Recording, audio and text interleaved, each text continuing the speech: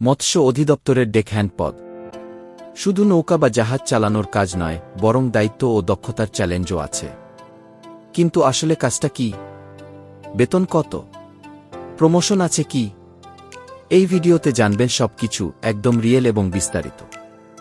ডেকহ্যান্ডের কাজ অনেকটা field based এবং বাস্তবভিত্তিক।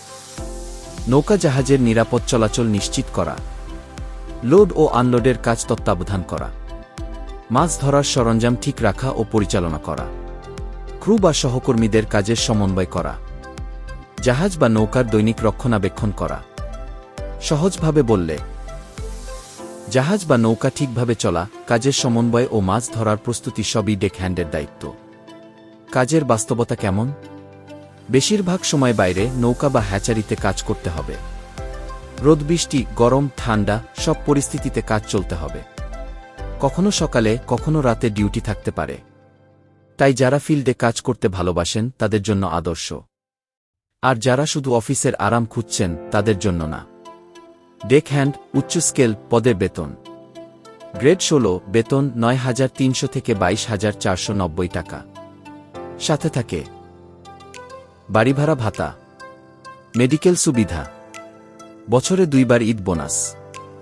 শুরুতে মোট আয় 16 থেকে 20,000 টাকা। অভিজ্ঞতা ও দক্ষতা বাড়লে অতিরিক্ত সুযোগও থাকে। ভবিষ্যৎ কেমন? ডেকহ্যান্ড থেকে সিনিয়র ডেকহ্যান্ড সুপারভাইজার হাইস্কেল পদে উন্নতি সম্ভব।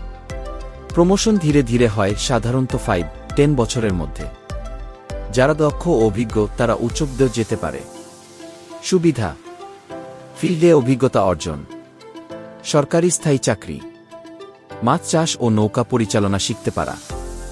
অসুবিধা: কঠিন ফিজিক্যাল কাজ, আবহাওয়া অনুযায়ী কাজ করতে হয়, সময় ফিক্সড নয়। তো এই ছিল ডেকহ্যান্ড উচ্চ স্কেল পদের সবকিছু: কাজ, বেতন, দায়িত্ব এবং ভবিষ্যৎ। আপনি কি এই চাকরির জন্য প্রস্তুত? কমেন্টে জানাবেন।